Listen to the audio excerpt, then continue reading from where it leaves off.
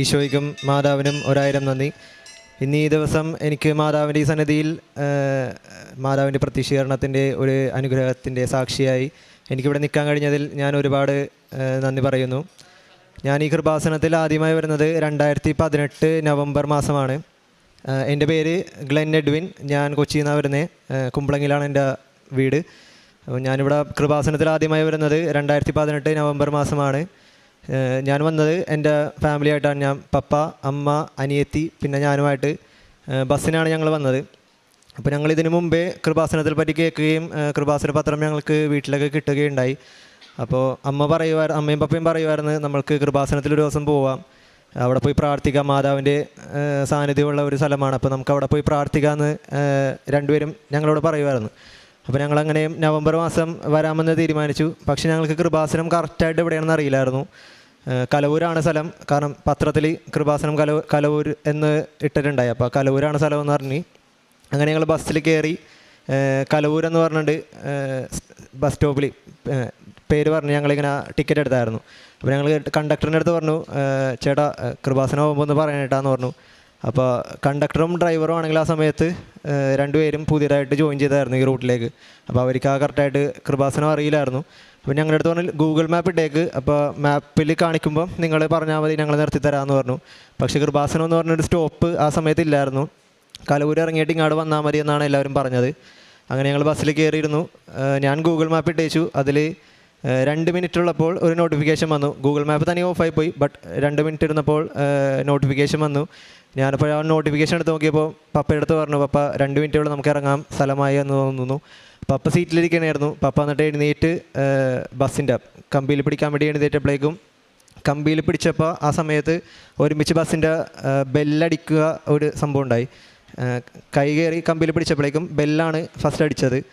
Bus പെട്ടെന്ന് നിർത്തി തന്നു. അപ്പോൾ ഞങ്ങൾ ഓർത്ത് ഇവിടെ ഇറങ്ങാൻ ബസ് സ്റ്റോപ്പായി, അപ്പോൾ ഇവിടെ ഇറക്കി വിടും, എന്നിട്ട് കൃപാസനത്തിൽ പോകാമെന്നുള്ള ഇതായിരുന്നു. ഞാനായിരുന്നു ഫസ്റ്റ് ഇറങ്ങിയത്. ഞാൻ ബസ്സിൽ നിന്ന് ഇറങ്ങി നേരെ നോക്കിയപ്പോൾ തന്നെ കൃപാസനം ഗേറ്റിൻ്റെ ഫ്രണ്ടിൽ. അപ്പോൾ ആ സമയത്ത് ഭയങ്കര മരങ്ങളായിരുന്നു. മരത്തിൻ്റെ ഇടയിൽ കൂടെ കൃപാസനം ഒന്നും കാണില്ലായിരുന്നു. ബട്ട് ഒരു പച്ച കളറിൽ മോണിറ്ററിൽ കൃപാസനം എന്ന് പറഞ്ഞിട്ട് എഴുതി കാണിക്കുന്നുണ്ട്. അപ്പോൾ ഞാൻ പപ്പയുടെ അടുത്ത് പറഞ്ഞു, പപ്പ അതേ കൃപാസനം എത്തി, നമ്മൾ കറക്റ്റ് സ്പോട്ടിൽ തന്നെ ഇറങ്ങിയിട്ടുണ്ട്. അപ്പോൾ അതൊരു വലിയ സംഭവമായിരുന്നു. അപ്പോൾ ഞങ്ങൾ ജസ്റ്റ് ഇവിടെ വന്ന് പ്രാർത്ഥിക്കുക, അന്നൊരു ദിവസം ഇവിടെ വന്ന് മാതാവിൻ്റെ അടുത്ത് വന്ന് കൊന്തയിൽ പോവുക എന്നുള്ളൊരു പ്ലാനിലാണ് ഞങ്ങൾ 4 പേരും കൂടെ വന്നത്. പക്ഷേ ആ ഒരു സംഭവത്തിൽ അമ്മ ഞങ്ങളോട് പറഞ്ഞു, എന്തായാലും കൃപാസനത്തിൽ അമ്മ ഞങ്ങളെ ഇവിടെ എത്തിച്ചത് ശരിക്കൊരു ദൈവാനുഗ്രഹമാണ്. അപ്പോൾ നമുക്ക് എന്തായാലും ഇവിടെ വന്നിട്ട് ഒരു ഉടമ്പടി എടുത്ത് പ്രാർത്ഥിക്കാം. അപ്പോൾ ആ സമയത്ത് അമ്മക്കാണെങ്കിലും പപ്പക്ക് വർക്കിന് പോകണം. അപ്പോൾ അമ്മക്കാണെങ്കിൽ അസുഖമൊക്കെ ആയിരുന്നു. യൂട്രസിൽ മുഴയും പിന്നെ ബ്ലീഡിങ്ങും നടുവേനും അതെല്ലാം ഉള്ള ഒരു അമ്മയായിരുന്നു എൻ്റെ. അപ്പോൾ ഞാൻ അമ്മയുടെ അടുത്ത് പറഞ്ഞു, അമ്മ എടുക്കണ്ട, ഞാൻ എടുത്തേക്കാം. കാരണം ഞാൻ ആ സമയത്ത് +1 പഠിക്കുകയായിരുന്നു. അപ്പോൾ ഞാൻ അമ്മയുടെ അടുത്ത് പറഞ്ഞു, അമ്മ ഞാൻ എടുത്തേക്കാം, അമ്മ എടുക്കണ്ട, ഈ കാര്യങ്ങളൊക്കെ ഞാൻ ചെയ്തേക്കാം, ഉടമ്പടി പ്രകാരമുള്ള കാര്യങ്ങളൊക്കെ ഞാൻ ചെയ്തേക്കാം, ദിവസേന പള്ളിയിൽ പോയിക്കോളാം, കുടുംബ പ്രാർത്ഥന ജപമാലയൊക്കെ ചൊല്ലിക്കോളാം, ബൈബിൾ വായിച്ചോളാം, ഇങ്ങനെയൊക്കെ പറഞ്ഞ് ഞാനങ്ങനെ ഉടമ്പടി എടുത്തായിരുന്നു. അപ്പോൾ ഉടമ്പടി എടുത്ത് അതിൽ വെച്ച 6 നിയോഗങ്ങളും എനിക്ക് ആദ്യത്തെ പുതുക്കൽ, അതായത് 90 ദിവസം എന്ന് പറഞ്ഞത് 3 മാസത്തിനുള്ളിൽ തന്നെ ആദ്യത്തെ 6 നിയോഗങ്ങളും എനിക്ക് സാധിച്ചു തന്നായിരുന്നു. അതിൽ ഞാൻ ആദ്യം വെച്ചത് എൻ്റെ പപ്പയ്ക്ക് വേണ്ടിയായിരുന്നു. പപ്പയുടെ ജോലി തടസ്സം മാറുന്നതിനും പപ്പ കൊച്ചിൻ ഷിപ്പ്യാർഡിൽ കോൺട്രാക്ട് ബേസിൽ വർക്ക് ചെയ്യണമായിരുന്നു. അപ്പം അവിടെ സ്ഥിരമായിട്ട് കോൺട്രാക്ട് ബേസിലായതുകൊണ്ട് സ്ഥിരമായിട്ടൊരു ജോലിയില്ലായിരുന്നു. ജോലിയുള്ളപ്പോൾ വിളിക്കും. അപ്പോൾ ആ ഒരു സമയത്ത് ഞാൻ ഉടമ്പടിയിൽ വെച്ച് പ്രാർത്ഥിച്ചായിരുന്നു പപ്പയുടെ ജോലി തടസ്സം മാറണമെന്ന്. അപ്പോൾ അത് മാറിക്കിട്ടി. പപ്പക്ക് സ്ഥിരമായെന്നല്ല, ആഴ്ചയിൽ എല്ലാ ദിവസങ്ങളിലും വർക്കുള്ള രീതിയിലും ഓവർ ടൈമും കിട്ടി തുടങ്ങി. അതുപോലെ രണ്ടാമത് എൻ്റെ അമ്മയ്ക്ക് വേണ്ടിയായിരുന്നു വെച്ചത്. അമ്മക്ക് യൂട്രസിൽ മുഴയുണ്ടായിരുന്നു, ആ ബ്ലീഡിങ് ആയിരുന്നു. അപ്പോൾ അതെല്ലാം വെച്ച് പ്രാർത്ഥിച്ചതിൻ്റെ ഫലമായിട്ട് അമ്മയുടെ ആ ബ്ലീഡിങ് നിൽക്കുകയും യൂട്രസിൽ മുഴ ചുരുങ്ങുകയും ചെയ്തു. പിന്നെ അതുപോലെ 3-4 കാര്യങ്ങൾ എൻ്റെ അനിയത്തിയുടെയും കാര്യങ്ങളാണ് ഞാൻ വെച്ച് പ്രാർത്ഥിച്ചത് ഞങ്ങളുടെ പഠിത്തത്തിന് വേണ്ടി. അതെല്ലാം ഞങ്ങൾക്ക് സാധിച്ചു തന്നു. പിന്നെ അതുപോലെ 5ാമത് ഞങ്ങളിവിടെ വന്നത് ബസ്സിനായിരുന്നു ഞാൻ പറഞ്ഞല്ലോ. അപ്പം ഞങ്ങളിവിടെ നിന്നുണ്ട് പറഞ്ഞായിരുന്നു, ഞങ്ങൾക്ക് 4 പേർക്കും കൂടെ ട്രാവൽ ചെയ്യാൻ പറ്റിയ ഒരു വണ്ടി ഞങ്ങൾക്കില്ലായിരുന്നു. വീട്ടിൽ പപ്പക്ക് 2 വീലർ ഉണ്ടായി. അപ്പോൾ ഞങ്ങൾ എവിടെയെങ്കിലും പോകുമ്പം ഞാനും അനിയത്തിയും അല്ലെങ്കിൽ ഞാനും അമ്മയും കൂടെ ബസ്സിന് പോവും, 2 പേരും 2 വീലറിന് പോവും. അപ്പോൾ അങ്ങനെയായിരുന്നു ഞങ്ങൾ നടന്നിട്ട് വെച്ചത്. അപ്പോൾ ഞങ്ങളിവിടെ വന്ന സമയത്ത് പപ്പ ഇങ്ങനെ പറഞ്ഞായിരുന്നു, നമുക്ക് മാതാവിനോട് പ്രാർത്ഥിക്കാം, നമുക്കിനി എന്തായാലും എല്ലാ മാസവും നമുക്ക് കൃപാസനത്തിൽ വരാം. അപ്പോൾ വന്ന സമയത്ത് നമുക്ക് ബസ്സിന് വരുന്നത് ഭയങ്കര ബുദ്ധിമുട്ടാണ്, ഭയങ്കര തിരക്കൊക്കെ ആയിരിക്കും. അപ്പോൾ ആ സമയത്ത് നമുക്കൊരു കാറ് കാറിന് വേണ്ടി നമുക്ക് പ്രാർത്ഥിക്കാം. ഒരു സെക്കൻഡ് ഹാൻഡ് കാർ മതി, കാരണം പുതിയ കാർ എടുക്കാനുള്ള ഫിനാൻഷ്യൽ സ്റ്റേറ്റിൽ നമ്മളില്ല. അപ്പോൾ അതുകൊണ്ട് സെക്കൻഡ് ഹാൻഡ് കാർ നമുക്ക് എടുത്താൽ മതി എന്നുള്ളൊരു കാര്യം ഇവിടെ നിന്ന് പറഞ്ഞു. ഞാനപ്പോൾ അത് 5ാമത്തെ നിയോഗമായിട്ട് ഉടമ്പടിയിൽ വെച്ചിട്ടുണ്ടായി. ഞങ്ങൾ അടുത്ത മാസം വരാം എന്നുള്ളൊരു തീരുമാനത്തോടെയാണ് ഇവിടെ നിന്ന് ഞാൻ ഉടമ്പടി എടുത്ത് പോയത്. ഞാൻ ഉടമ്പടി എടുത്തത് നവംബർ 10-ാം തീയതി ആണെങ്കിൽ ഡിസംബർ 8-ാം തീയതി ഞങ്ങൾക്ക് ഒരു സെക്കൻഡ് ഹാൻഡ് കാറ്, അത് ഒരു എമൗണ്ട് വരുന്നത് ഒരു 1,30,000 അടുത്ത് വരുന്ന ഒരു എമൗണ്ടിൽ ഒരു സെക്കൻഡ് ഹാൻഡ് കാർ ഞങ്ങൾക്ക് കിട്ടി. സെന്നെസ്റ്റിലോ എന്ന് പറഞ്ഞിട്ട് അതൊരു പ്രത്യേകതരം കളറാണ്, ഒരു പർപ്പിൾ കളറ് വണ്ടിയാണ് ഞങ്ങൾക്ക് കിട്ടിയത്. അപ്പോൾ അവിടെയാണെങ്കിൽ അങ്ങനത്തെ കളറൊന്നും ഞാൻ ഇതുവരെ കണ്ടിട്ടില്ല. അപ്പോൾ ഞങ്ങൾക്കത് ഭയങ്കര ഒരു സംഭവമായിരുന്നു. കാരണം ആ ഒരു പ്രത്യേകതരിച്ച ഒരു കളറ് ആ ഒരു ചുരുങ്ങിയ വിലയിൽ ഞങ്ങൾക്ക് കിട്ടിയപ്പോൾ ഞങ്ങൾക്ക് 4 പേർക്ക് നല്ല സുഖമായിട്ട് ട്രാവൽ ചെയ്യാൻ പറ്റിയ ഒരു കാറ് ഞങ്ങൾക്ക് കിട്ടി. അതിനുശേഷം ഞാൻ 6ാമതായിട്ട് വെച്ചത് എൻ്റെ ആൻറ്റിയുടെ കല്യാണത്തിനെ പറ്റിയായിരുന്നു. അമ്മയുടെ ചേച്ചിയാണ് ആൻറ്റി. അപ്പം ആൻറ്റി വിവാഹം കഴിച്ചിട്ടുണ്ടായില്ലായിരുന്നു. അപ്പം ആ കാര്യം ഞാൻ ഉടമ്പടി വെച്ച് പ്രാർത്ഥിച്ചതിൻ്റെ ഫലമായി 2019 ജൂലൈ മാസം ആൻറ്റിയുടെ വിവാഹം നടക്കുകയും ചെയ്തു. അപ്പം അങ്ങനെ ആ ഒരു ഉടമ്പടി ഞാൻ 2019 എടുത്ത ഉടമ്പടി ഞാൻ വീണ്ടും പുതുക്കി. അങ്ങനെ 3 പ്രാവശ്യം ഞാൻ ഉടമ്പടി പുതുക്കി. എങ്കിലും ഞാൻ ആ ഒരു 6 നിയോഗങ്ങൾ കഴിഞ്ഞിട്ട് ആദ്യത്തെ പുതുക്കൽ കഴിഞ്ഞപ്പോഴേക്കും എൻ്റെ ഉടമ്പടി ഒരു പയ്യെ ഒരു ന്യൂട്രൽ സ്പീഡിലേക്ക് പോകാൻ തുടങ്ങി. ഞാൻ പ്രാർത്ഥനയൊക്കെ ഡെയിലി ചെല്ലുന്നത് കുറവായി. പിന്നെ കുടുംബ പ്രാർത്ഥന ചെല്ലുമ്പോഴേക്കും ഞാൻ ചിലപ്പോഴൊക്കെ ഇന്ന് ചെല്ലണ്ട എന്നുള്ളൊരു മൈൻഡിലൊക്കെ ഞാൻ അവരോട് പറയും, ചിലപ്പോൾ TV വെച്ചിട്ടിരിക്കും. അങ്ങനെ ഉടമ്പടിയിൽ നിന്ന് പയ്യെ ഈ 3 പുതുക്കലിൻ്റെ ഇടയിൽ ഞാൻ പയ്യെ ഉടമ്പടിയിൽ നിന്ന് ഒഴിയാൻ തുടങ്ങി. അങ്ങനെ ഈ 3 പുതുക്കൽ കഴിഞ്ഞപ്പോഴേക്കും ഞാൻ പൂർണ്ണമായി ഉടമ്പടി ഉപേക്ഷിക്കുക ഒരു സംഭവം ഉണ്ടായിരുന്നു. അപ്പോൾ ഞാൻ ഉടമ്പടി ഉപേക്ഷിച്ചതിന് ശേഷം ഞാൻ +2-ൽ എക്സാമൊക്കെ എഴുതി. പക്ഷേ ഞാൻ വിചാരിച്ച അത്രയൊന്നും മാർക്ക് കിട്ടിയില്ല. അപ്പോഴേക്കും എനിക്ക് സങ്കടമായി. +2-ൽ മാർക്ക് കിട്ടിയില്ല, ഭയങ്കര മാർക്കില്ലെങ്കിൽ ബാക്കി എല്ലാ ഫ്രണ്ട്സിനും നല്ല മാർക്കൊക്കെ ഉണ്ട്. അപ്പോൾ എനിക്ക് മാർക്ക് കുറവായിരുന്നു. ഞാനപ്പോൾ ഇങ്ങനെ സങ്കടപ്പെട്ട് ഞാൻ പറഞ്ഞു, എനിക്കിങ്ങനെ തന്നില്ല. ഞാൻ ഈശോനോട് എപ്പോഴും ഇങ്ങനെ ഇടയ്ക്കിടയ്ക്ക് വീടിൻ്റെ നടയുടെ മുമ്പിൽ വന്നിട്ട് നിന്ന് സംസാരിക്കുമായിരുന്നു. ഈശോ എനിക്കിങ്ങനെ തന്നില്ലല്ലോ, എനിക്ക് ഭയങ്കര വിഷമമായി, ഞാൻ ഉടമ്പടി തെറ്റിച്ചുകൊണ്ടായിരിക്കും എനിക്ക് തരാനെന്നൊക്കെ പറഞ്ഞ് ഞാനിങ്ങനെ കുറേ കാര്യങ്ങളിങ്ങനെ ഈശോയുടെ അടുത്ത് പറഞ്ഞായിരുന്നു. മാതാവിനോടൊക്കെ സോറി പറഞ്ഞു. എന്നിട്ട് ഞാൻ ഡിഗ്രിക്ക് അപ്ലൈ ചെയ്തു. ഡിഗ്രിക്ക് അപ്ലൈ ചെയ്തപ്പോഴേക്കും എനിക്ക് അലോട്ട്മെൻറ്റിലൊന്നും കിട്ടിയില്ല. കാരണം മാർക്ക് കുറവായതുകൊണ്ട് 1, 2, 3 അലോട്ട്മെൻ്റ് എല്ലാം വെറുതെ ഫ്രീ ആയിട്ട് എനിക്കൊന്നും എൻ്റെ പേര് അതിൽ പോലും വന്നില്ല. പിന്നെ അത് കഴിഞ്ഞ് സ്പോട്ട് അഡ്മിഷൻ സ്റ്റാർട്ട് ചെയ്തു. അപ്പോൾ ഞാൻ ഓട്ടോണമസ് കോളേജിൽ നോക്കാമെന്ന് വിചാരിച്ചു. ബട്ട് അതൊന്നും ശരിയായില്ല. അതിനുശേഷം കമ്മ്യൂണിറ്റിയും മാനേജ്മെൻറ്റ് കോട്ടയില ആപ്ലിക്കേഷൻ കൊടുത്തു തുടങ്ങുന്നത് ഞാൻ കേട്ടു. അപ്പോൾ ഞങ്ങളുടെ വീടിൻ്റെ അടുത്ത് തന്നെ എടക്കൊച്ചിയിൽ തന്നെ ഒരു അക്വിനാസ് കോളേജ് എന്ന് പറഞ്ഞൊരു കോളേജ് ഞങ്ങളുടെ വീടിൻ്റെ അടുത്ത് തന്നെയാണ്. ഒരു 2-3 കിലോമീറ്റർ എന്തേ ഉള്ളൂ. അപ്പോൾ അവിടെ പോയി പഠിക്കാമെന്നുള്ളൊരു കാര്യം പപ്പ പറഞ്ഞായിരുന്നു. അവിടെ പഠിച്ചാൽ മതി, നമുക്കവിടെ മാനേജ്മെൻറ്റിൻ്റെ കാര്യം നമുക്ക് നോക്കാമെന്ന് പറഞ്ഞിട്ട് അങ്ങനെ മാനേജ്മെൻറ്റിൻ്റെ കാര്യങ്ങളൊക്കെ നോക്കി മാനേജ്മെൻറ്റ് ഫോം ഫില്ല് ചെയ്ത് കൊടുത്തു. ബട്ട് എൻ്റെ പേര് മാനേജ്മെൻറ്റിൻ്റെ ആ ഒരു പേര് വിളിക്കുന്ന സമയത്ത് എൻ്റെ പേര് വിളിച്ചിട്ടുണ്ടായില്ല. അപ്പോൾ ഞങ്ങൾക്ക് സങ്കടമായി. ഞങ്ങൾ വീട്ടിൽ വന്ന് പ്രാർത്ഥിച്ച് ആ സമയത്താണെങ്കിൽ ഞാൻ ഉടമ്പടിയിലായിരുന്നു. പക്ഷേ എൻ്റെ പപ്പ ഇവിടെ വന്നിട്ട് ഉടമ്പടി എടുത്തു. പപ്പയും അമ്മയും ഇവിടെ വന്നിട്ട് ഉടമ്പടി എടുത്തു. അതിൽ പപ്പ എൻ്റെ കാര്യമൊക്കെ വെച്ച് പ്രാർത്ഥിക്കുന്നുണ്ടായി. ആ സമയത്ത് എനിക്ക് പെട്ടെന്ന് പപ്പ പറഞ്ഞു, മാനേജ്മെൻറ്റിൽ എന്തായാലും വിളിച്ചില്ല, അപ്പോൾ നമുക്ക് കോളേജിൽ പോയി അന്വേഷിക്കാം എന്താ വിളിക്കാത്ത റീസൺ എന്ന്. അപ്പോൾ അവിടെ പോയി അന്വേഷിച്ചപ്പോൾ 10 പേരുടെ ലിസ്റ്റാണ് മാനേജ്മെൻറ്റിൽ എടുക്കുന്നത്. 10 പേരിൽ 9 പേരെ മാത്രം വിളിച്ചിട്ടുണ്ട്, ഒരാളെ വിളിച്ചിട്ടില്ല. അപ്പോൾ ആ ഒരു വേക്കൻസിയിൽ ഒരു കൊച്ചിനെ നോക്കിക്കൊണ്ടിരിക്കുക. അപ്പോൾ ആ കൊച്ച് വന്നില്ലെങ്കിൽ നിങ്ങളെ സെലക്ട് ചെയ്യാമെന്ന് അങ്ങനെ കോളേജിലെ മാനേജർ പറഞ്ഞായിരുന്നു. അപ്പോൾ മാനേജർ ആ സമയത്ത് അവിടെ ചെന്നിട്ട് 10 പേരിൽ ഒരാളാരാണ് വരാത്തത്, അതാരാണെന്ന് അറിയാൻ വേണ്ടി പോയി നോക്കിയപ്പോഴേക്കും മാനേജർ കണ്ടത് ഗ്ലെൻ എഡ്വിൻ എന്ന പേരായിരുന്നു. അപ്പോൾ അത് എൻ്റെ പേരായിരുന്നു. അത് പപ്പേനോടും അമ്മേനോടും പറഞ്ഞില്ല. മാനേജർ അച്ഛൻ തന്നെ ഇങ്ങനെ വന്നിട്ട് പറഞ്ഞു, ഗ്ലെൻ എന്ന് പറഞ്ഞിട്ടൊരു കൊച്ച് ഇങ്ങനെ വന്നിട്ടില്ല, അപ്പോൾ ആ കൊച്ചിൻ്റെ വേക്കൻസിയിൽ കയറ്റാമെന്ന് പറഞ്ഞു. അപ്പോൾ എൻ്റെ ഡോക്യുമെൻറ്റ്സൊക്കെ കൊടുത്തപ്പോഴേക്കും അതേ പേര് അവിടുത്തെ ആപ്ലിക്കേഷൻ ഫോമിൽ മാനേജർ അച്ഛൻ കണ്ടായിരുന്നു. അപ്പോൾ അങ്ങനെ ആ ഒരു അഡ്മിഷൻ എനിക്ക് അക്വിനാസ് കോളേജിൽ മാനേജ്മെൻറ്റ് കോട്ടയിൽ കിട്ടി. ശേഷം കോളേജ് പോയിക്കൊണ്ടിരിക്കുന്ന സമയത്തായിരുന്നു കൊറോണ വന്നത്. പിന്നെ അത് കഴിഞ്ഞ് ഞാൻ ഒന്നാമത്തെ നല്ലോണം പഠിക്കുമായിരുന്നു. ബട്ട് ഞാൻ ആവറേജ് ലെവലിലുള്ള പഠിത്തം മാത്രമേ എൻ്റെ ഞാൻ പ്രൊവൈഡ് ചെയ്തിട്ടുള്ളൂ. അപ്പം ഞാൻ ഒന്നാമത്തെ ആവറേജ് ആയതിൽ കൊറോണ കൂടെ വന്നപ്പോഴേക്കും ഓൺലൈൻ ക്ലാസ് എല്ലാവർക്കും അറിയാലോ, എല്ലാവരും വെറുതെ ഓണാക്കി വെച്ചിട്ടിരിക്കുക. അതുപോലെ ഞാനും ഓണാക്കി വെച്ചിരിക്കും. ചിലപ്പോൾ കിടന്നുറങ്ങും, ചിലപ്പോൾ വാട്സാപ്പിൽ പോയി ഫ്രണ്ട്സിനോടൊക്കെ ചാറ്റ് ചെയ്യും. അതും ഇതൊക്കെ പറഞ്ഞ് അങ്ങനെ പഠിത്തത്തിൽ ഞാൻ ഭയങ്കരമായിട്ട് ഉഴപ്പി. പ്രാർത്ഥനയില്ല, പഠിത്തമില്ല. അങ്ങനെ ആയിരിക്കെ ഞാൻ NCCയിലുണ്ടായിരുന്നു. NCCയിൽ കോളേജിൽ വെച്ച് ഞാൻ ജോയിൻ ചെയ്തിട്ടുണ്ടായി. അപ്പോൾ സെക്കൻഡ് ഇയർ ആയപ്പോഴേക്കും ഞാൻ NCCയുടെ RDC ക്യാമ്പ് ഡൽഹിയിൽ ക്യാമ്പ് ഉണ്ടായിരുന്നു, റിപ്പബ്ലിക് ഡേ ക്യാമ്പ്. അപ്പോൾ അതിനുള്ള സെലക്ഷൻ ക്യാമ്പിൽ ഓൾമോസ്റ്റ് 5 ക്യാമ്പ്സ് ഞാൻ അറ്റൻഡ് ചെയ്തായിരുന്നു. ലാസ്റ്റ് ഒരു ക്യാമ്പും കൂടെ ഉണ്ടായി. 6th ക്യാമ്പ് അറ്റൻഡ് ചെയ്ത് കഴിഞ്ഞാൽ നമുക്ക് ഡയറക്റ്റ് ഡൽഹിയിലേക്ക് പോകുമായിരുന്നു. ബട്ട് ഞാൻ 5th ക്യാമ്പ് അറ്റൻഡ് ചെയ്ത് 6th ക്യാമ്പിലേക്കുള്ള സെലക്ഷൻ ക്യാമ്പിൽ ഞാൻ വെച്ച് ഔട്ടായി പോയി. ഞാൻ എന്നിട്ട് കോഴിക്കോട് വെച്ചായിരുന്നു, കോഴിക്കോട് മൈതാൻ ഗ്രൗണ്ടിൽ വെച്ചായിരുന്നു ഞാൻ. എന്നിട്ട് അവിടെ നിന്ന് തിരിച്ചു വന്നിട്ട് ഞാൻ വീട്ടിൽ ഓൾമോസ്റ്റ് ഒരു 1 വീക്കോളം നല്ല ഡിപ്രഷൻ എന്ന് പറഞ്ഞാൽ ഒടുക്കത്തെ ഡിപ്രഷനായിരുന്നു. ഭയങ്കരമായിട്ടും സങ്കടം അടിച്ച് അങ്ങനെ ഇരിക്കുകയായിരുന്നു. അപ്പോൾ ഞാൻ അമ്മയുടെ അടുത്ത് പറഞ്ഞു, അമ്മ എനിക്കൊന്നും ശരിയാവുന്നില്ല, ഇപ്പോൾ എല്ലാ കാര്യങ്ങളും അവിടെ പോയി സെലക്ഷൻ ഒന്നും കിട്ടിയില്ല, അപ്പോൾ എനിക്കൊന്നും ശരിയാവുന്നില്ല എന്നൊക്കെ ഞാൻ അമ്മയുടെ അടുത്ത് പറഞ്ഞു.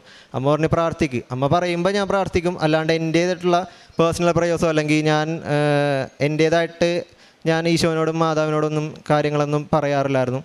അങ്ങനെ ഇരിക്കെ ഡിഗ്രിയുടെ ആ ടൈമൊക്കെ കഴിഞ്ഞു.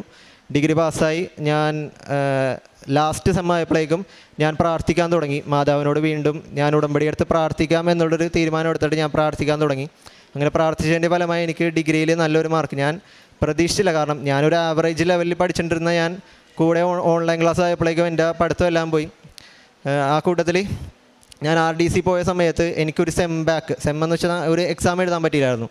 അപ്പോൾ ആ സമയത്ത് ഞാൻ ക്യാമ്പിൽ നിന്ന് ഔട്ടായി തിരിച്ചു വന്നപ്പോഴേക്കും ഞാൻ കോളേജിൽ അന്വേഷിച്ചപ്പോൾ എക്സാം നമുക്ക് സപ്ലൈ ആയിട്ട് എഴുതാൻ പറ്റുള്ളൂ, വേറെ നമുക്കൊരു തരത്തിലും എഴുതാൻ പറ്റില്ല എന്ന് പറഞ്ഞു. ഞാനപ്പോൾ എനിക്ക് ഭയങ്കര സങ്കടമായി. ഞാൻ സപ്ലൈ ആയിട്ട് എഴുതുമ്പോഴേക്കും എനിക്കൊരു ഇയർ ബാക്കായി പോകണം. 4th സെം ആയതുകൊണ്ട് അടുത്ത കൊല്ലം മഞ്ഞ പിള്ളേരുടെ കൂടെ എനിക്ക് എഴുതാൻ പറ്റുള്ളൂ. അപ്പോൾ എനിക്കൊരു 1 ഇയർ ബാക്കായി പോകും. അപ്പോൾ എനിക്കത് ഭയങ്കര സങ്കടമായിരുന്നു. ഞാൻ ആ സമയത്ത് പ്രാർത്ഥിക്കാൻ തുടങ്ങിയ സമയത്ത് ഞാൻ മെയിനായിട്ടും മാതാവിൻ്റെ അടുത്ത് പ്രാർത്ഥിച്ചത്, ഞാൻ ഉടമ്പടി എടുക്കാം, അന്ന് എനിക്കൊരു കണ്ടീഷനുണ്ട്, എനിക്ക് 4th സെം എഴുതാൻ പറ്റണം. അതെങ്ങനെയാണെന്ന് അറിയില്ല. ഞാൻ മഹാത്മാഗാന്ധി യൂണിവേഴ്സിറ്റിയിലാണ് പഠിച്ചത്. അപ്പോൾ അവിടെ പഠിച്ചതിൽ അവിടെ ഒരു തരത്തിലും സ്പെഷ്യൽ എക്സാംസോ ഒന്നും റിക്വസ്റ്റ് പ്രകാരം നടത്താറില്ല. ബട്ട് ഞാൻ എൻ്റെ കോളേജിൽ ഇങ്ങനെ റിക്വസ്റ്റ് കൊടുത്തു, എനിക്ക് എക്സാം എഴുതണം. ആകെ 3 എക്സാം മാത്രം എഴുതിയാൽ മതി 4th സെമ്മിൽ. 2 എക്സാം ഞാൻ എഴുതിയിട്ടുണ്ടായിരുന്നു. അങ്ങനെ 3 എക്സാമിന് വേണ്ടി ഞാൻ റിക്വസ്റ്റ് കൊടുത്തു. ഞാൻ NCCയുടെ ബറ്റാലിയനിൽ വെച്ചിട്ട് ഞാൻ റിക്വസ്റ്റ് കൊടുത്തു. എല്ലാവരും കൂടെ റെക്കമെൻഡേഷൻ എല്ലാം ചെയ്തതിൻ്റെ ഫലമായിട്ട് MG യൂണിവേഴ്സിറ്റി ഒരു സ്പെഷ്യൽ എക്സാം ഇതുവരെ അങ്ങനെ ഒരു കൊച്ചിനും നടത്തിയിട്ടില്ല എന്നാണ് ഞാൻ കേട്ടത്. അങ്ങനെ 2021 ഒരു സ്പെഷ്യൽ എക്സാം എനിക്ക് വേണ്ടി മാത്രം 4th സെമ്മിൽ 3 എക്സാമിന് വേണ്ടി മാത്രം കോളേജിൽ ഞാൻ മാത്രം, വേറെ ആർക്കും ഇല്ല കോളേജിൽ ഞാൻ മാത്രം, ക്ലാസ്സിൽ ഞാനും ഒരു ട്യൂട്ടർ മാത്രം, ഞങ്ങൾ രണ്ടുപേരും ഇരിക്കെ എനിക്കൊരു സ്പെഷ്യൽ എക്സാം എന്നുള്ള രീതിയിൽ MG യൂണിവേഴ്സിറ്റി ഒരു എക്സാം തന്ന് ഞാനങ്ങനെ 4th സെം എഴുതി. എൻ്റെ റിസൾട്ടൊക്കെ വന്നു, ഡിഗ്രി പാസ്സായപ്പോഴേക്കും ഞാൻ ഒരു തീരുമാനം എടുത്തു, എന്തായാലും ഞാൻ മാനേജ്മെൻറ്റിലാണ് കയറിയത്. അപ്പോൾ കുറേ ഫണ്ട് പൊട്ടിയിട്ടുണ്ട്. അപ്പോൾ ഞാൻ ഫാമിലിയുടെ അടുത്ത് പറഞ്ഞു, പപ്പ ഞാൻ എന്തായാലും ഇനി വർക്കിന് പോകാം, ഞാൻ ഹെൽപ്പ് ചെയ്യാൻ വേണ്ടി നിൽക്കാം പപ്പേനെ, എന്തായാലും പപ്പ ഒറ്റക്കാണ് വർക്ക് ചെയ്യുന്നത്. അപ്പോൾ ഞാൻ പപ്പേനെ ഹെൽപ്പ് ചെയ്യാൻ വേണ്ടി ചെയ്യാമെന്ന് പറഞ്ഞിട്ട് ഞാൻ വർക്കിന് നോക്കി. ഞാൻ BCom മാർക്കറ്റിംഗ് പഠിച്ചുകൊണ്ട് എനിക്കൊരു അക്കൗണ്ട്സ് പഠിക്കാൻ ഭയങ്കര ഇഷ്ടമായിരുന്നു. അക്കൗണ്ട്സിൽ ഭയങ്കര താല്പര്യമായിരുന്നു. ഞാനപ്പോൾ അക്കൗണ്ട്സിൻ്റെ ഒരു 6 മന്ത്സിൻ്റെ ട്രെയിനിങ്ങിന് കയറി. അത് പഠിച്ച് കഴിഞ്ഞ് ഇറങ്ങിയപ്പോൾ തന്നെ എറണാകുളത്ത് തന്നെ അക്കൗണ്ടൻ്റായിട്ട് ഒരു സർജിക്കൽ ഫേമിൽ ജോലി കിട്ടി. അവിടെ ഞാൻ ഒരു 8 മാസം വർക്ക് ചെയ്തു. അതിനുശേഷം എനിക്ക് വേറെ ഒരു സ്ഥലത്തേക്ക് പോകണം, അല്ലേ വേറൊരു അക്കൗണ്ടൻറ്റ് മാത്രം നിന്നിട്ട് കാര്യമില്ല, അത് ജസ്റ്റ് ഒരു ബേസിക് ഫീൽഡാണ്. അപ്പോൾ വേറൊരു പോസ്റ്റിലേക്ക് പോകണമെന്നുള്ള രീതിയിൽ ഞാൻ വേറെ പോസ്റ്റ് അന്വേഷിച്ചുകൊണ്ടിരിക്കേണ്ടായിരുന്നു. അതിൻ്റെ ഇടയിൽ എനിക്ക് AGM എന്ന പോസ്റ്റ്, അസിസ്റ്റൻറ്റ് ജനറൽ മാനേജർ എന്ന പോസ്റ്റിൽ ഞാനൊരു കൺസ്ട്രക്ഷൻ കമ്പനിയിൽ ഫിനാൻസ് ഡിപ്പാർട്ട്മെൻറ്റിൽ കയറിയായിരുന്നു. ബട്ട് അതൊരു സ്റ്റാർട്ടപ്പ് കമ്പനിയായിരുന്നു, സ്റ്റാർട്ട് ചെയ്ത് വരുന്നതായിരുന്നു. അതൊരു പാർട്ട്ണർഷിപ്പ് കമ്പനി ആയതുകൊണ്ട് ഒരു പാർട്ട്ണർ അതിൽ നിന്ന് ഭയങ്കരമായിട്ടും മാറിയിരിക്കണമായിരുന്നു. അപ്പോൾ എന്നെ എടുത്ത സാറാണെങ്കിൽ എൻ്റെ അടുത്ത് പറഞ്ഞു, ഗ്ലെൻ ഇങ്ങനെ ഒരു കാര്യമുണ്ട്, നമ്മളുടെ പാർട്ട്ണർ ഒഴിഞ്ഞു മാറുകയാണ്, അപ്പോൾ നമുക്ക് കമ്പനി മുന്നോട്ട് കൊണ്ടുപോകാൻ ഉള്ള ഒരു പ്രാപ്തിയില്ല. ഒരു പാർട്ട്ണർ പുറത്തും ഒരു പാർട്ട്ണർ നാട്ടിലുമാണ്. അപ്പോൾ നാട്ടിലുള്ള പാർട്ട്ണർ ഇങ്ങനെ മാറിയിരിക്കുമ്പോൾ നാട്ടിലുള്ള കാര്യങ്ങളൊന്നും നടക്കുന്നില്ല. അപ്പോൾ നമുക്ക് വേറൊരു പ്ലാൻ എന്തെങ്കിലും നോക്കാം, നമുക്കൊന്നെങ്കിൽ ഇത് കമ്പനി ഷിഫ്റ്റ് ചെയ്യാം, കൊല്ലത്തേക്ക് ഷിഫ്റ്റ് ചെയ്യാം, അല്ലെങ്കിൽ നമുക്ക് ഇത് നിർത്തി വെക്കാമെന്നുള്ളൊരു പ്ലാൻ വന്നു. അപ്പോൾ എന്നെ സംബന്ധിച്ചാണെങ്കിൽ ഞാനൊരു നല്ല അക്കൗണ്ടൻറ്റ് നല്ലൊരു പോസ്റ്റായിരുന്നു. അത് വിട്ട് AGM എന്നുള്ളൊരു ഹൈ പോസ്റ്റ് കണ്ടപ്പോൾ തിളങ്ങുന്ന സംഭവം കണ്ടപ്പോഴേക്കും ഞാൻ അതിലേക്ക് ചാടി വീണതാണ്. AGM എന്നുള്ള പോസ്റ്റ് കണ്ടപ്പോഴേക്കും ഞാൻ അതിലേക്ക് പോയതാണ്. അപ്പോൾ എനിക്കതിൽ ചെന്നിട്ട് എനിക്ക് നല്ല രീതിയിലൊന്നും നിൽക്കാൻ പറ്റിയില്ല. മാക്സിമം 5 മാസമേ ഞാനവിടെ വർക്ക് ചെയ്തോളൂ. അപ്പോൾ എനിക്ക് ഭയങ്കര സങ്കടമായി. ഞാൻ എന്നിട്ട് മാതാവിനോട് പ്രാർത്ഥിച്ച് പറഞ്ഞു, ഞാൻ ഉറപ്പ് പറഞ്ഞതായിരുന്നു ഉടമ്പടി എടുക്കാമെന്ന്. എക്സാം എഴുതാൻ പറ്റി, ഡിഗ്രി പാസ്സായി. അപ്പോൾ ഞാൻ മാതാവിൻ്റെ അടുത്ത് പറഞ്ഞു, ഞാൻ ഇനി ആ വാക്ക് തെറ്റിക്കുന്നില്ല. ഞാനങ്ങനെ ജനുവരി 2024 ഇവിടെ വന്നിട്ട് ഉടമ്പടി എടുത്തു. 2018 ആദ്യത്തെ ഉടമ്പടി എടുത്തത്. അതിനുശേഷം 6 കൊല്ലം കഴിഞ്ഞിട്ടാണ് പിന്നീട് ഞാനിവിടെ വന്നിട്ട് ഉടമ്പടി എടുക്കുന്നത്. 2024 ജനുവരി 13 ഞാൻ ഇവിടെ വന്ന് ഉടമ്പടി എടുക്കുന്നത്. ഉടമ്പടി എടുത്തപ്പോൾ എൻ്റെ മൈൻഡിൽ ഫസ്റ്റ് വന്നത്, ഇനി വർക്ക് മതിയായി, ഞാൻ ടയേർഡായി, വർക്ക് മതിയായി, ഇനി ഈ വർക്കിന് പകരം നമുക്ക് ഒന്ന് പുറത്തേക്ക് പോയാലെന്നുള്ള ഇങ്ങനെ മൈൻഡിൽ ആരൊക്കെയോ ഇങ്ങനെ സംസാരിക്കണ പോലെ എബ്രോഡ് പഠിച്ചാലോ എന്നുള്ളൊരു മൈൻഡ് വന്നു. അതുവരെ എബ്രോഡ് പോകണം, എല്ലാവരും പോകുന്നുണ്ട്, അപ്പോൾ ഞാനും പോയാലോ എന്നുള്ള ആലോചനയിലായിരുന്നു. ബട്ട് എനിക്ക് ജനുവരി ആയപ്പോഴേക്കും എനിക്ക് ഇങ്ങനെ മൈൻഡിൽ വന്നു എബ്രോഡ് പോയി പഠിക്കാം.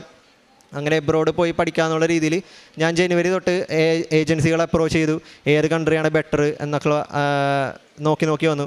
അപ്പോൾ എല്ലാവരും UK, കാനഡ, ജർമ്മനി, ന്യൂസിലാൻഡ് അങ്ങനെ കുറേ പോപ്പുലറായിട്ടുള്ള കൺട്രീസ് പറഞ്ഞു. അപ്പോൾ എനിക്കാണെങ്കിൽ ഫിനാൻഷ്യലി ഞാൻ സ്റ്റേബിൾ അല്ല, ഞങ്ങളുടെ ഫാമിലിക്ക് അങ്ങനെ ഭയങ്കര ഫണ്ട് സെറ്റ് ചെയ്യാനുള്ള കഴിവൊന്നുമില്ല.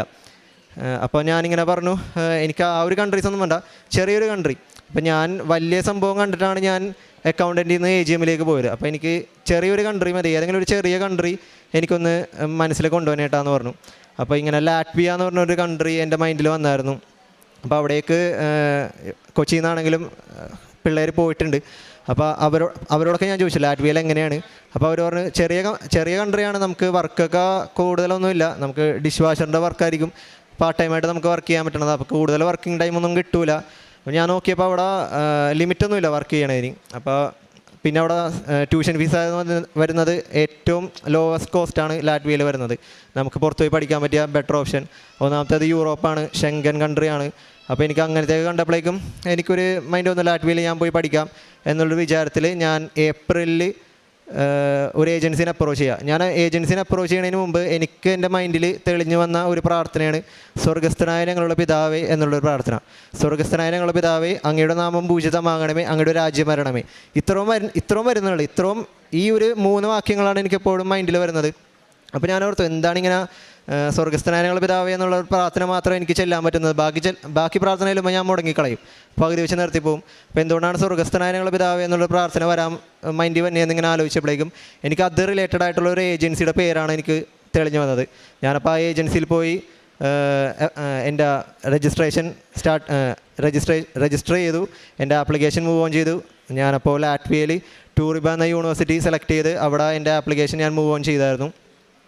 അപ്പോൾ ഞാൻ ഈ ആപ്ലിക്കേഷൻ മൂവ് ഓൺ ചെയ്തതിന് മുമ്പ് ഇങ്ങനെ എക്സ്പെൻസൊക്കെ ചോദിച്ചപ്പോഴേക്കും നമുക്ക് നാട്ടിൽ കുറച്ച് സർവീസ് ചാർജ് വരുന്നുണ്ട്. കാരണം ലാറ്റ്വിയ ഒരു ഡെവലപ്പിംഗ് കൺട്രി ആയതുകൊണ്ട് അവിടെ ഏജൻസി ഡയറക്റ്റ് റിക്രൂട്ട്മെൻറ്റ് അങ്ങനെ ചെയ്യുന്നില്ല. അവർ സർവീസ് ചാർജ് എടുത്തതിന് ശേഷമാണ് റിക്രൂട്ട്മെൻറ്റ് ചെയ്യുന്നത്.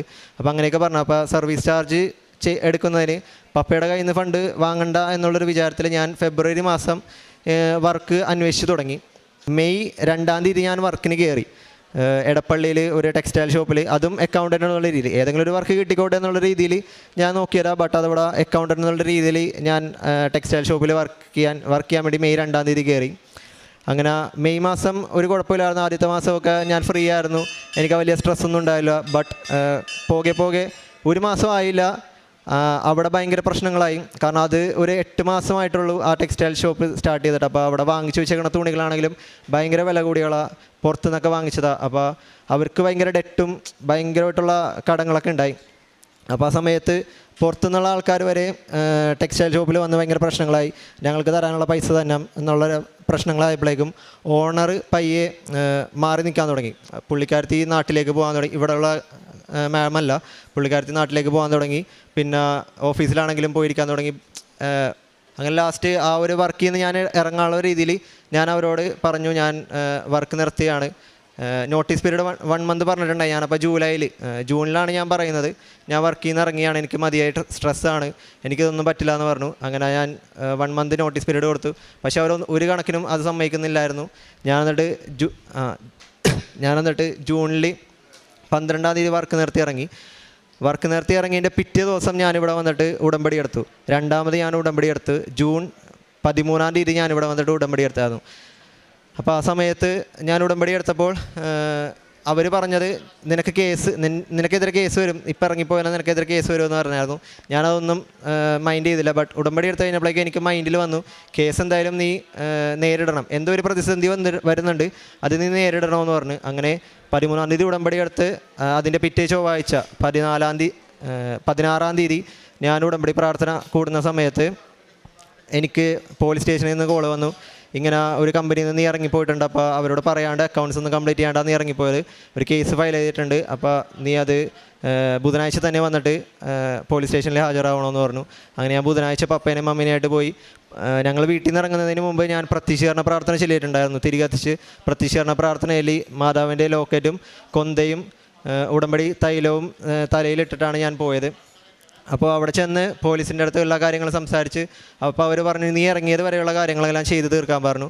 അങ്ങനെ ഞാനതെല്ലാം ചെയ്ത് തീർത്തു. കമ്പനിയിൽ നിന്ന് ഇറങ്ങി പോലീസ് സ്റ്റേഷനിൽ വന്നപ്പോഴേക്കും പോലീസുകാർ അവരോട് പറഞ്ഞു ഇനി ഇത് കോംപ്രമൈസ് ആക്കി വിട്ടാൽ മതി, വേറെ കേസിലേക്കൊന്നും പോകണ്ട. അങ്ങനെ അത്ഭുതകരമായിട്ട് ആ ഒരു കേസിൽ നിന്ന് എനിക്ക് വിടുതൽ വന്നു. കാരണം പോലീസുകാർ പറഞ്ഞു ഇങ്ങനത്തെ ഒരു സംഭവമൊന്നുമില്ല, ആരെയും നിർബന്ധിച്ച് വർക്കിപ്പിക്കുന്ന ഒരു രീതിയൊന്നും നമ്മുടെ കേരളത്തിലില്ല, അപ്പോൾ അതുകൊണ്ട് ഇത് കോംപ്രമൈസ് ഉള്ള രീതിയിൽ നിർത്തിപ്പോകാൻ വേണ്ടി പറഞ്ഞു. അങ്ങനെ ആ കേസ് മാതാവിൻ്റെ ഈശോൻ്റെയും അനുഗ്രഹത്തോടെ എനിക്ക് ആ കേസ് ക്ലോസ്ഡായി വന്നു. അതിനുശേഷം ഞാൻ എൻ്റെ അബ്രോഡ് സ്റ്റഡി, ഞാൻ വർക്കെല്ലാം നിർത്തി, ഇനി വർക്കിന് പോകാനുള്ള രീതിയിൽ ഞാൻ നിർത്തിയെല്ലാം. എന്നിട്ട് അബ്രോഡ് സ്റ്റഡീസിനുള്ള ഫുൾ ഫോക്കസ് ചെയ്തു. ഞാൻ ഏപ്രിലിൽ കൊടുത്ത പ്രോസസ്സ് ആപ്ലിക്കേഷൻ എല്ലാം മൂവ് ഓൺ ചെയ്തിട്ട് യൂണിവേഴ്സിറ്റിയിൽ നിന്ന് ഇൻ്റർവ്യൂ അറ്റൻഡ് ചെയ്തു. ഓഫർ ലെറ്റർ വന്നിരിക്കുകയായിരുന്നു. എന്നിട്ട് ഞാൻ ബാങ്ക് ലോണിൽ അപേക്ഷിച്ചപ്പോഴേക്കും എനിക്ക് 2 മാസത്തെ ഡിലേ, 2 മാസം എന്ന് പറഞ്ഞാൽ അത് ഭയങ്കര ഒരു ഷോക്കായിരുന്നു. ഞാൻ ഒരു മാസം ബാങ്കിൽ കംപ്ലീറ്റ്ലി എല്ലാ ആഴ്ചയെന്ന് വെച്ചാൽ ആഴ്ചയിൽ 2 ദിവസമൊക്കെ ബാങ്കിൽ നടക്കുമായിരുന്നു. ലോൺ ശരിയാവും അവർ പറഞ്ഞ് ഡോക്യുമെൻറ്റ്സൊക്കെ കൊടുത്ത്. ബട്ട് ഒരു മാസം അവർ ലാഗ് അടുപ്പിച്ചു, ഒന്നും ശരിയാവുന്നില്ല. എന്നിട്ട് ലാസ്റ്റ് അവർ പറഞ്ഞു ലാറ്റ്വിയയിലേക്ക് നിങ്ങൾക്ക് ലോൺ അപ്ലൈ ചെയ്യാൻ പറ്റുന്നില്ല, പ്രോസസ്സിങ് ടീം നോക്കിയപ്പോൾ അവിടെ പറ്റുന്നില്ല എന്ന് പറഞ്ഞാൽ. ഞാനപ്പോൾ ഉടമ്പടിയിൽ ഉറച്ച് വിശ്വസിച്ച് ഞാൻ പിന്നെ ഈ ജൂണിലെടുത്ത ഉടമ്പടിയിൽ ഞാൻ ഈ കാര്യം കൂടെ ഏൽപ്പിച്ച് വെച്ചിട്ടുണ്ടായി, എൻ്റെ ലാറ്റ്വിയയിലേക്ക് പോകാനുള്ള കാര്യം. ഞാനപ്പോൾ അത് ജൂൺ മാസം അവസാനമായപ്പോഴേക്കും എൻ്റെ ട്യൂഷൻ ഫീസ് ഞാൻ അടച്ചു. അപ്പോൾ അടച്ചു കഴിഞ്ഞപ്പോഴേക്കും അവർ പറഞ്ഞു പ്രോസസ്സിങ് ഒരു 3 മാസത്തോളം ദീർഘമുള്ള പ്രോസസ്സാണ് ലാറ്റ്വിയയിലേക്ക്. വിസയൊക്കെ റിജക്ഷൻ എന്താ പറയുക 60-40 ആ ഒരു പെർസെൻറ്റേജാണ് നിൽക്കുന്നത്. റിജക്ഷൻ കിട്ടും, എന്തായാലും പ്രോസസ്സ് മൂവ് ഓൺ ചെയ്യുകയെന്ന് പറഞ്ഞു. അങ്ങനെ പ്രോസസ്സ് ചെയ്തു. എൻ്റെ അടുത്ത് 3 മാസം പറഞ്ഞ പ്രോസസ്സ് എനിക്ക് 1.5 മാസം കൊണ്ട് മാതാവ് നടത്തി തന്നു. 1.5 മാസം എന്ന് വെച്ചാൽ ട്യൂഷൻ ഫീസ് അടച്ചതിന് ശേഷം പ്രോസസ്സിങ് ഡോക്യുമെൻറ്റ്സ് എല്ലാം ഒരു ഡിലേ വരും. അതെന്തായാലും അവിടെ പോയി വെരിഫൈ ചെയ്യണം, എംബസിയിൽ പോയി വെരിഫൈ ചെയ്യണം, ഇതെല്ലാം കഴിഞ്ഞ് 3 മാസം ആവുമെന്ന് പറഞ്ഞു. ബട്ട് എനിക്ക് 1.5 മാസത്തിനുള്ളിൽ തന്നെ മാതാവ് എനിക്ക് ആ ഒരു കാര്യം സാധിച്ചു തന്നു. അതിനുശേഷം ജൂലൈ 9-ാം തീയതി ഞാൻ വിസക്ക് വെക്കുമായിരുന്നു. അപ്പോൾ ഞാൻ 8-ാം തീയതി ഇവിടെ വന്നിട്ട് അച്ഛനെ കാണാമെന്നുള്ള രീതിയിൽ വന്നു. ബട്ട് എനിക്ക് അച്ഛനെ കാണാൻ പറ്റിയില്ല. ഞാനപ്പം അവിടെ വന്നിട്ട് അച്ഛൻ്റെ ബ്ലെസ്സിങ് വാങ്ങിച്ചിട്ടാണ് ഞാൻ പോയത്. പാസ്പോർട്ട് ഞാൻ അച്ഛനെ കൊണ്ട് ബ്ലെസ് ചെയ്യിപ്പിച്ചു, എൻ്റെ തലയിൽ കുരിശ് വരച്ചു. അങ്ങനെ 8-ാം തീയതി വന്നു. 9-ാം തീയതി വന്നിട്ട് 9-ാം തീയതി ഞാൻ പോയി വിസക്ക് വെച്ചു. വിസക്ക് വെച്ചപ്പോൾ അവർ പറഞ്ഞു 15 to 20 ഡേയ്സാണ് പ്രോസസ്സിങ് പീരീഡ് വിസ കിട്ടാൻ. അതിനുള്ളിൽ പ്രാർത്ഥിക്കുക, കാരണം ലാറ്റ്വിയ ആയതുകൊണ്ട് ഉറപ്പ് വരുന്നില്ല. ഫസ്റ്റ് തന്നെ ഞാൻ ലാറ്റ്വിയയിലേക്ക് വെച്ചത്, വേറൊരു പിള്ളേരും വെച്ചിട്ടുണ്ടായില്ല. അപ്പോൾ ഞാൻ വെച്ചപ്പോഴേക്കും അവർ പറഞ്ഞിട്ട് 15 to 20 ഡേയ്സിനുള്ളിൽ മെസ്സേജ് വന്നാൽ ഓക്കെയാണ്, വിസ അപ്രൂവ്ഡ് ആണെന്ന് പറഞ്ഞു. അപ്പോൾ ആ സമയത്ത് ഞങ്ങൾ വീട്ടിൽ വെച്ചിട്ട് ഒരു തീരുമാനമെടുത്തു. ഞാനും പപ്പയും കൂടെ വെളാങ്കണ്ണി പോയി മാതാവിൻ്റെ സന്നിധിയിൽ പോയി പ്രാർത്ഥിക്കാമെന്നുള്ളൊരു തീരുമാനമെടുത്തു. അങ്ങനെ 22-ാം തീയതി ഞങ്ങൾ വെളാങ്കണ്ണി പോവുകയാണ്. ടിക്കറ്റ് എടുക്കുന്ന സമയത്ത് ഞങ്ങൾ ഒരാഴ്ച മുമ്പ് ടിക്കറ്റ് എടുത്തായിരുന്നു. ടിക്കറ്റ് എടുക്കുന്ന സമയത്ത് എനിക്കിങ്ങനെ പ്രോസസ്സിങ്ങിൻ്റെ വിസക്ക് വെച്ചതിന് ശേഷം എനിക്ക് 23-24 എന്നുള്ള ഡേറ്റ് മൈൻഡിൽ വരുമായിരുന്നു. 23-24. അപ്പോൾ ഞാനിങ്ങനെ വെച്ച് പ്രാർത്ഥിക്കും 23-24 എന്തായിരിക്കും, ചിലപ്പോൾ ഞാൻ വിസക്ക് വെക്കണമായിരിക്കും. പക്ഷേ എനിക്ക് വിസക്ക് വെക്കാൻ പറ്റിയില്ല. ജൂൺ 23-24 വിസക്ക് വെക്കാൻ പറ്റിയില്ല. ജൂലൈ 9-നാണ് വെച്ചത്. അപ്പോൾ ഞാൻ വെളാങ്കണ്ണി പോകാൻ ഡേറ്റ് എടുത്തത് 22-ാം തീയതി ടിക്കറ്റ് എടുത്തു. അപ്പോൾ ചിലപ്പോൾ മാതാവിൻ്റെ സന്നിധിയിൽ 23-24 തീയതി അവിടെ ഉണ്ടാവും എന്നുള്ള വിചാരത്തിൽ ഞാൻ അങ്ങനെ ഇരുന്നു. പക്ഷേ അതും ആയിരുന്നില്ല. 23-ാം തീയതി ഞങ്ങൾ വെളാങ്കണ്ണിയിലെത്തി. അപ്പോൾ ഞാൻ ഓർത്ത് മാതാവിൻ്റെ സന്നിധിയിൽ 23-ാം തീയതി എത്താൻ ആ ഒരു ഡേറ്റ് ആയിരിക്കും കാണിച്ചു തന്നെയെന്ന് വിചാരിച്ചു. അപ്പോൾ എൻ്റെ അടുത്ത് ഏജൻസിയിൽ നിന്ന് ഇങ്ങനെ കോൺടാക്ട് ചെയ്തിട്ട് പറഞ്ഞു ഗ്ലെന്നിൻ്റെ വിസയുടെ മെസ്സേജ് വന്നോന്ന് ചോദിച്ചു. എൻ്റെ കൂടെ വെച്ച വേറൊരു കുട്ടിക്ക് വന്നെന്ന് പറഞ്ഞു. അപ്പോൾ ഞാൻ പറഞ്ഞു എനിക്ക് വന്നിട്ടില്ല, എന്തായിരിക്കും എനിക്ക് വരാത്തതെന്ന് ഓർത്തുകൊണ്ട് ഞാൻ സങ്കടപ്പെട്ട് പ്രാർത്ഥിച്ചു. അപ്പോൾ ഞാൻ അവിടെ എന്തായാലും മാതാവുണ്ടല്ലോ, അപ്പോൾ ഞാൻ മാതാവിൻ്റെ അടുത്ത് കരഞ്ഞു പോയി പ്രാർത്ഥിച്ച് കുറേ കാര്യങ്ങളിങ്ങനെ പറഞ്ഞു. എന്നിട്ട് അവിടെ ആ ഒരു മണ്ണിൽ നിരങ്ങിയൊക്കെ ചെയ്തു. കുറേ ജപമാല ചൊല്ലി. അവിടെ വെളാങ്കണ്ണിയിലുള്ള സമയത്ത് ഞാൻ കുറേ ജപമാല ചൊല്ലി മാതാവിൻ്റെ അടുത്ത് പ്രാർത്ഥിച്ചു. മാതാവിൻ്റെ അടുത്ത് പറഞ്ഞു ഞാൻ തിരിച്ചു വന്നിട്ട് കൃപാസനത്തിലായിരിക്കും ഞാൻ ഫസ്റ്റ് വരുന്നത്, എനിക്ക് വിസ വന്നില്ലെങ്കിൽ ഞാൻ ചോദിക്കാൻ വേണ്ടി വരോട്ടാന്ന് ഞാൻ പറഞ്ഞു. എനിക്ക് 24-ാം തീയതി ഞാൻ രാവിലെ കുർബാന കൂടി ഞങ്ങൾ റൂമിൽ വന്നിട്ട് ഫുഡ് കഴിക്കാൻ വേണ്ടി പോയ സമയത്ത് എനിക്ക് നോട്ടിഫിക്കേഷൻ വന്നു. ഞാൻ വൈബ്രേഷനിൽ ഇട്ടേക്കണമായിരുന്നു. എനിക്ക് പേടിയാണ്, ഏത് നോട്ടിഫിക്കേഷൻ വന്നാലും ഞാൻ എടുത്ത് നോക്കുമായിരുന്നു. അപ്പോൾ എനിക്ക് പെട്ടെന്നൊരു നോട്ടിഫിക്കേഷൻ വന്നപ്പോൾ ഞാൻ ഫുഡ് കഴിച്ചുകൊണ്ടിരിക്കണമായിരുന്നു. ആ സമയത്താണ് എനിക്ക് നോട്ടിഫിക്കേഷൻ വന്നത്. നോട്ടിഫിക്കേഷൻ വന്നിട്ട് എനിക്ക് ചോറ് ഇറങ്ങാനോ വിഴുങ്ങാനോ പറ്റുന്നില്ല. ലൈക്ക് തൊണ്ടയിൽ തന്നെ നിൽക്കുകയായിരുന്നു. കരച്ചിലും എന്നെ എന്താ ചെയ്യേണ്ടതെന്ന് അറിയില്ല. ഞാൻ പപ്പയുടെ അടുത്ത് പറഞ്ഞു, പപ്പ ഇങ്ങനെ മെസ്സേജ് വന്നു, visa processed visa is been dispatched എന്ന് പറഞ്ഞിട്ട് ഒരു മെസ്സേജ് എനിക്ക് വന്നു. അങ്ങനെ ഞാൻ മാതാവിൻ്റെ സന്നിധിയിൽ വെച്ച്, വെള്ളാങ്കണ്ണിയിലാണെങ്കിലും മാതാവിൻ്റെ സന്നിധിയിൽ വെച്ചിട്ട് എനിക്ക് ആ ഒരു മെസ്സേജ് വന്നപ്പോഴേക്കും എനിക്ക് ഭയങ്കര ഇതായിരുന്നു, ഭയങ്കര ഒരു എഫക്റ്റായിരുന്നു. എനിക്ക് കൈയൊക്കെ വിറക്കുന്നു എല്ലാ സംഭവവും. അപ്പോൾ ഞാൻ മാതാവിൻ്റെ അടുത്ത് പറഞ്ഞു, മാതാവേ, ഞാൻ ഉറപ്പായിട്ടും കൃപാസനത്തിൽ വന്നിത് സാക്ഷ്യപ്പെടുത്തും, എന്നെ ഒരു സാക്ഷിയാക്കണമേ, എനിക്ക് 2018 കാര്യങ്ങളെല്ലാം ഇവിടെ നിന്ന് പറയാനുള്ള എനിക്കൊരു സാക്ഷിയാക്കണമേ എന്നുള്ളൊരു കാര്യം ഞാൻ മാതാവിൻ്റെ അടുത്ത് പറഞ്ഞു. അങ്ങനെ ഞങ്ങൾ വീട്ടിൽ വന്നു. വിസ വന്നു എന്ന് പറഞ്ഞ മെസ്സേജ് കഴിഞ്ഞ് 2 ദിവസത്തിന് ശേഷം എനിക്ക് എൻ്റെ കയ്യിൽ എൻ്റെ വിസ അടിച്ച പാസ്പോർട്ട് എൻ്റെ കയ്യിൽ, എൻ്റെ വീട്ടിൽ തന്നെ അവർ കൊറിയർ കൊണ്ട് തന്നു. അവർ പറഞ്ഞ് നമ്മൾ കൊറിയർ ഓഫീസിൽ പോയി വാങ്ങണമെന്ന് പറഞ്ഞു. ബട്ട് എനിക്ക് വീട്ടിലാണ് എൻ്റെ പാസ്പോർട്ട് അടിച്ച് വന്നത്. അങ്ങനെ ആ ഒരു വലിയൊരു അനുഗ്രഹം, ഞാൻ ആഗ്രഹിച്ച സ്ഥലം, ഞാൻ ആഗ്രഹിച്ച course MBA masters in business administration, അത് ഇൻ്റർനാഷണൽ ബിസിനസ് എന്നുള്ള ഒരു കോഴ്സാണ് ഞാൻ എടുത്തേക്കുന്നത്. ആഗ്രഹിച്ച കോഴ്സിൽ തന്നെ മാതാവ് എനിക്ക് ആ ഒരു വലിയ അനുഗ്രഹം തന്നു. അതുപോലെ ഞാനിപ്പം പ്രേക്ഷിത പ്രവർത്തനമായിട്ട് ഞാൻ ആദ്യം എടുത്തപ്പോൾ ഞാനൊന്നും അങ്ങനെ ചെയ്യുന്നില്ലായിരുന്നു. പത്രം വാങ്ങി കൊടുക്കുമെങ്കിലും എനിക്ക് ഭയങ്കര നാണമായിരുന്നു. ഇത് ആൾക്കാർ വാങ്ങിച്ചത് എന്ത് പറയും, നമ്മൾ ബാക്കി ഹിന്ദുസിനും ബാക്കി റിലീജിയനുള്ള ആൾക്കാർക്ക് കൊടുക്കുമ്പോൾ അവരൊക്കെ എന്ത് പറയുമോ എന്നുള്ളൊരു ഷൈയോടെയാണ് ഞാൻ പോയത്. ഞാൻ ഒരിടക്ക് മാസ്ക് ഒക്കെ വെച്ച് പോയിട്ടുണ്ട് പത്രം കൊടുക്കാൻ വേണ്ടി. ഭയങ്കര നാണമായിരുന്നു. എന്നിട്ട് അതിനുശേഷം ഞാനിപ്പോൾ 13-ാം തീയതി ജൂൺ 13-ാം തീയതി എടുത്ത ഉടമ്പടിക്ക് ശേഷം ഞാൻ പത്രം കൊടുക്കുന്നത് ഭയങ്കര ഹാപ്പി ആയിട്ടാണ്. കാരണം എനിക്ക് കിട്ടിയ അനുഗ്രഹം ഞാൻ ബാക്കിയുള്ളവരുടെ അടുത്ത് പറഞ്ഞുകൊണ്ടാണ്, ഇങ്ങനെ കൃപാസനം വരിക, നിങ്ങൾ ഭയങ്കര ഹാപ്പി ആയിരിക്കും, എല്ലാ കാര്യങ്ങളും സാധിച്ചു കിട്ടും. അമ്മ മാതാവ് വഴി ഈശോ ഓരോ കാര്യങ്ങളും ഇങ്ങനെ പറഞ്ഞ് ഏൽപ്പിച്ച് കൊടുത്തിട്ടുണ്ട്. ആ കാര്യങ്ങളെല്ലാം നമുക്ക് കിട്ടും എന്നുള്ള രീതിയിൽ ഞാൻ പത്രം കൊടുക്കുമ്പോൾ എല്ലാവരുടെ അടുത്തും പറഞ്ഞ് പത്രം കൊടുക്കുകയായിരുന്നു. പിന്നെ പ്രേക്ഷിത പ്രവർത്തനം കൂടുതലൊന്നും ചെയ്യാൻ എനിക്ക് അറിയില്ലായിരുന്നു സത്യം പറഞ്ഞാൽ. ഫുഡ് കൊടുക്കുന്ന കാര്യത്തിലാണെങ്കിലും ഞാനങ്ങനെ ഫുഡൊന്നും ആൾക്കാർക്കൊന്നും കൊടുത്തിട്ടില്ല. ബട്ട് ഞാൻ ഈശോനോട് പ്രാർത്ഥിക്കുമായിരുന്നു. പള്ളിയിൽ പോക്കെല്ലാം എനിക്ക് ഈയിടെയായിട്ട് ഭയങ്കരമായിട്ടും കൂടി. ജൂൺ തൊട്ട് ഞാൻ എല്ലാ ദിവസവും മുടങ്ങാണ്ട് പള്ളിയിൽ പോകും. പള്ളിയിൽ പോയില്ലെങ്കിൽ എനിക്ക് ഭയങ്കര അസ്വസ്ഥതയായിരിക്കും. രാവിലെ 5:30 എന്ന് പറയുമ്പോൾ 5:15 തന്നെ ഞാൻ എണീറ്റ് ഫ്രഷായി പ്രത്യക്ഷീകരണ പ്രാർത്ഥന ചൊല്ലി തുടങ്ങി. ജപമാല ചൊല്ലും, പേഴ്സണൽ പ്രയേഴ്സ് പോലും. ഉച്ചയ്ക്ക് വീട്ടിൽ ഇരുന്നുണ്ട് ഈശോൻ്റെ കരുണക്കൊന്തയിലും അങ്ങനെ കുറേ പേഴ്സണൽ പ്രയേഴ്സൊക്കെ ഞാൻ ചെല്ലാൻ തുടങ്ങി. ഭയങ്കര മാറ്റമാണ് എനിക്ക് വന്നത്. ഇപ്പോൾ ഞാൻ ലാറ്റ്വിയയിലേക്ക് പോകാൻ വേണ്ടി ഇരിക്കുക. അപ്പോൾ ഞാൻ ഇവിടെ നിന്ന് പോയാലും ഞാൻ ലാറ്റ്വിയ ചെന്നാലും ഞാൻ അവിടെ എനിക്ക് പറ്റാവുന്ന രീതിയിൽ ഞാൻ ഈശോയെ പറ്റി പറയും, മാതാവിനെ പറ്റി പറയും, വചനപ്രഘോഷണം നടത്തുകയും ചെയ്യും. ഉറപ്പായിട്ട് ഞാൻ വചനപ്രഘോഷണം നടത്തും. കാരണം ഞാനിപ്പോൾ തന്നെ തുടങ്ങിയിട്ടുണ്ട്. ഞാൻ വാട്സാപ്പിലൊക്കെ സ്റ്റാറ്റസ് ഇടാൻ വേണ്ടി തുടങ്ങിയിട്ടുണ്ട് ഓരോ ബൈബിൾ റീഡിങ്ങും. അപ്പം ഞാനിപ്പോൾ ഓരോ ബൈബിൾ റീഡിങ് എടുക്കുമ്പോഴും അന്ന് എന്താണ് എന്നോട് ഈശോ ചെയ്യാൻ വേണ്ടി പറയുന്നത് എന്നുള്ള രീതിയിലാണ് പറയുന്നത്. അപ്പോൾ ആ കാര്യങ്ങളെല്ലാം ഞാൻ സ്റ്റാറ്റസ് ആക്കിയും ഫ്രണ്ട്സിനൊക്കെ ഷെയർ ചെയ്ത് കൊടുക്കാറുണ്ട്. ഞാനിപ്പോൾ ഉടമ്പടി പ്രാർത്ഥന എല്ലാ ചൊവ്വാഴ്ചയിലും മുടക്കം കൂടാതെ ഞാൻ കൂടാറുണ്ട്. ഇപ്പോൾ ഇത്രയും വലിയ അനുഗ്രഹം ഞാനിവിടെ നിന്ന് മാതാവിൻ്റെ മുൻപിൽ, ഇത്രയും വലിയ ആൾക്കാരുടെ മുൻപിൽ മാതാവിനെ വലിയൊരു സാക്ഷിയായി തീർത്തതിന് എൻ്റെ മാതാവിനും ഈശോപ്പയ്ക്കും ഞാൻ ഭയങ്കരമായിട്ടും ഹാപ്പിയായിട്ട് ഞാൻ നന്ദി പറയുന്നു. നിൻ്റെ പ്രയത്നം കർത്താവിൽ അർപ്പിക്കുക, നിൻ്റെ പദ്ധതികൾ ഫലമണിയും. ഗ്ലെൻ എഡ്വിൻ നമ്മളോട് പങ്കുവച്ചത് ജീവിതത്തിൽ ലഭിച്ച നന്മകളെക്കുറിച്ചാണ്. ആദ്യം ഇവിടെ അമ്മ മാതാവിൻ്റെ അരികിൽ കൃപാസനത്തിൽ വരുവാൻ വേണ്ടി സ്ഥലമറിയാതെ വാഹനത്തിൽ കയറി യാത്ര ചെയ്യുമ്പോൾ കൃത്യതയോടുകൂടി കൃപാസനത്തിൻ്റെ മുൻപിൽ തന്നെ അന്നിവിടെ സ്റ്റോപ്പുകളില്ലാതിരുന്നിട്ട് കൂടി മകനെയും കുടുംബത്തെയും ഇവിടെ എത്തിച്ച് പരിശുദ്ധമ്മയുടെ പരിപാലന വഴിതെളിക്കുന്ന അമ്മയുടെ പ്രത്യേകമായ സ്നേഹത്തെയും കരുതലിനെയും മകൻ സാക്ഷ്യപ്പെടുത്തുന്നു. വെറുതെ വന്ന് പ്രാർത്ഥിച്ചു പോകുവാൻ ഇവിടെ എത്തിയവർ ഉടമ്പടി എടുക്കുകയും മകൻ വെച്ച 6 നിയോഗങ്ങളും ഉടമ്പടി പ്രാർത്ഥനയിൽ അനുഗ്രഹമായി മാറിയതിനെയും മകൻ സാക്ഷ്യപ്പെടുത്തുന്നുണ്ട്. വളരെ സവിശേഷമായ വിധം ഡിഗ്രി പഠനകാലത്ത് അഡ്മിഷനൊന്നും ലഭിക്കാതെ ഏറെ ക്ലേശിച്ച് നടക്കുകയും അമ്മയിൽ ആശ്രയിച്ച് പ്രാർത്ഥിക്കുകയും ചെയ്തപ്പോൾ അവശേഷിച്ചിരുന്ന ഏക സീറ്റ് അത്ഭുതകരമായി മകന് ലഭിച്ചതിനെക്കുറിച്ച് മകൻ സൂചിപ്പിച്ചു. അതോടൊപ്പം അവസാനം വിദേശത്ത് പോകുവാൻ ആഗ്രഹിച്ച് അതിൻ്റെ പരിശ്രമങ്ങൾ നടത്തിക്കൊണ്ടിരുന്നപ്പോൾ അത് ലാറ്റ്വിയ എന്നൊരു രാജ്യത്തെക്കുറിച്ച് മകന് പ്രചോദനം വരികയും അമ്മയിൽ ആശ്രയിച്ച് പ്രാർത്ഥിച്ച് അത് നിയോഗം സമർപ്പിക്കുമ്പോൾ ചുരുങ്ങിയ ദിവസങ്ങൾ കൊണ്ട് തന്നെ വലിയ പണച്ചെലവില്ലാതെ അവിടെ പോകുവാനുള്ള പ്രോസസ്സ് പൂർത്തിയാവുകയും വിസ ലഭിക്കുകയും ചെയ്യുന്നു. പരിശുദ്ധ അമ്മ മാതാവ് ഹൃദയത്തിന് നൊമ്പരങ്ങൾ അറിയുന്നു, ജീവിതത്തിൻ്റെ ആഗ്രഹങ്ങളെ കാണുന്നു. ഉടമ്പടിയിൽ നാം വിശ്വസ്തയോടെ ജീവിക്കുമ്പോൾ എപ്പോഴും ആ ഉടമ്പടിയുടെ ഫലം നമുക്ക് നൽകുവാനായിട്ട് എപ്പോഴും അമ്മ കൂടെ വരികയും ചെയ്യുന്നു.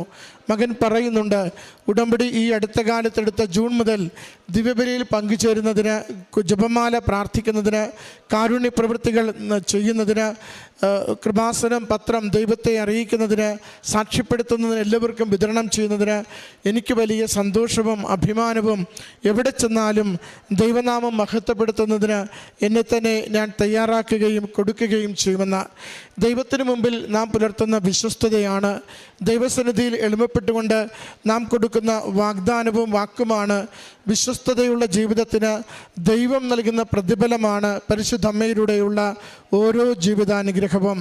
ആ അനുഗ്രഹത്തെയാണ് മകനിവിടെ സാക്ഷ്യപ്പെടുത്തുന്നത്. നൃത്തവസ്തുക്കൾ ഉപയോഗിക്കുന്നതിലൂടെയും തൈലം പൂശി പ്രാർത്ഥിക്കുന്നതിലൂടെയും പ്രത്യക്ഷീകരണ പ്രാർത്ഥന അതിൻ്റെ യഥാർത്ഥ സമയത്ത് രാവിലെ 5:30 തുടർച്ചയായി ചൊല്ലുവാൻ സ്ഥിരത കാട്ടുന്നതിലൂടെയും നമ്മൾ എത്രയൊക്കെ നമ്മളെ തന്നെ എളിമപ്പെടുത്തി അമ്മയുടെ സമയത്തിലേക്ക് നമ്മുടെ ജീവിതത്തെ സമർപ്പിക്കുന്നുവോ, അമ്മ മാതാവ് നമ്മുടെ ജീവിതത്തിൻ്റെ ആവശ്യങ്ങളിൽ വലിയ കൂട്ടം സഹായവുമായി കൂടെ ഉണ്ടാകുമെന്ന് മകൻ സാക്ഷ്യപ്പെടുത്തുന്നു. മകൻ ലഭിച്ച ഈ എല്ലാ അനുഗ്രഹങ്ങൾക്കും ദൈവപിതാവിൻ്റെ നാമത്തെ മഹത്വപ്പെടുത്തി ഈശോയ്ക്കും അമ്മ മാതാവിനും